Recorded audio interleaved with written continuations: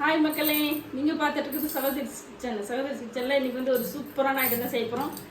எல்லாருக்குமே பிடிச்ச ஒரு ஐட்டம். அது என்னன்னு எல்லாருக்குமே எங்கே கெஸ் பண்ணியிருப்பீங்கன்னு நினைக்கிறேன். எஸ், சிக்கன் பிரியாணி தான் இன்றைக்கி பண்ண போகிறோம். அது எப்படி செய்யுதுன்னு நாங்கள் பார்க்கலாம். இப்போ நம்ம சிக்கன் பிரியாணிக்கு தேவையான சிக்கனை வந்து கழுவிக்கலாம். எலுமிச்சம்பழம் பாதி விட்டுக்கிறேன். மஞ்சத்தூள் கொஞ்சம், ஒரு ஸ்பூன் அளவுக்கு மஞ்சத்தூள் போட்டு சிக்கனை நல்லா அலசி எடுத்துக்கலாம். இப்போ கறியை வந்து நம்ம அலசி எடுத்தாச்சு. இப்போ சில்லி பவுடரும் தயிரும் போட்டு ஊற வச்சுக்கலாம். ஒரு அரை மணி நேரம் நல்லா ஊறட்டும்.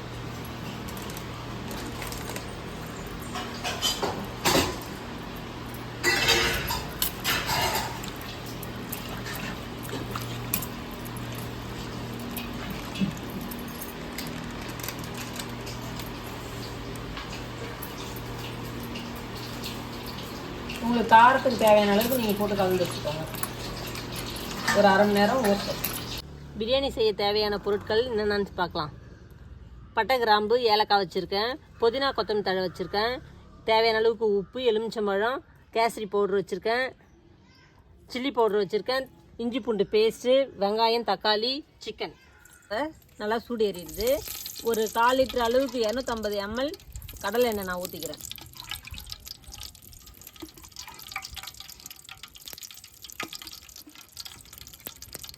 ஐட்டம் எல்லாம் போட்டுக்கோங்க. ஏலக்காய், பட்டை, கிராம்பு. இப்போ வெங்காயம், பச்சை மிளகாயும் சேர்த்துக்கோங்க. நல்லா வதங்கிட்டோம். அனல் அடிக்குது. இது கூட கொஞ்சம் உப்பு போட்டு வதக்கிக்கோங்க. ஒரு 10 நிமிஷம் நல்லா வதங்கிட்டோம். இப்போ வெங்காயம் வதங்கிடுது. புதினா போட்டுக்கோங்க. கொத்தமல்லி தழை கொஞ்சம் போட்டுக்கோங்க.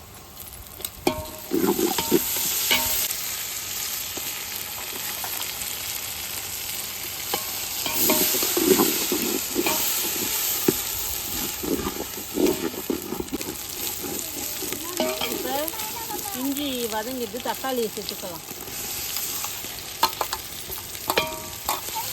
தக்காளி நல்லா ஒரு 5 நிமிஷம் நல்லா வதங்கிடும்.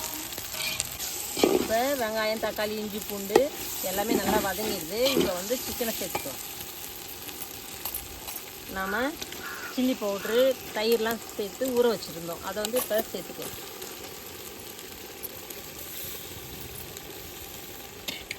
இப்போ சிக்கன் வந்து ஒரு 10 நிமிஷம் 5 நிமிஷம் நல்லா வதங்கிடும்.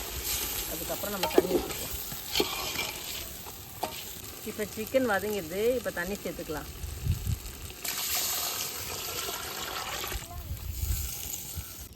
கலருக்கு கேசரி பவுடர் சேர்த்துக்கோங்க.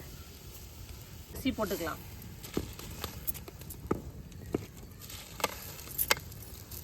இப்போ நம்ம 2 கிலோ அரிசிக்கு 1.5 கிலோ சிக்கன் சேர்த்துக்கிறேன். பாசுமதி அரிசி 20 நிமிஷம் ஊற வச்சுக்கோங்க. படியால் நான் 2.5 படி அரிசி எடுத்துருக்கேன். பாசுமதி அரிசி. தண்ணி வந்து 4, 1க்கு 1.5 அளவுக்கு தண்ணி எடுத்துக்கிறேன். எலுமிச்சம்பழம் புழிஞ்சு விட்டுக்கலாம். புதினா, கொத்தமல்லி தழையாக சேர்த்துக்கலாம். இப்போது நெய் ஆட் பண்ணிக்கலாம். இப்போ இலை வச்சு தம் போட்டுக்கலாம். ஒரு 15 நிமிஷம் தம்மு போடுவோம்.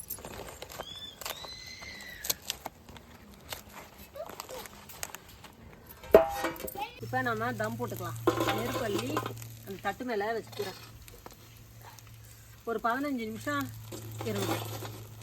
அப்புறம் நம்ம பிரியாணி ரெடி ஆகிடும். இப்போ பிரியாணி ரெடி ஆகிடுச்சு. நம்ம எடுக்கலாம்.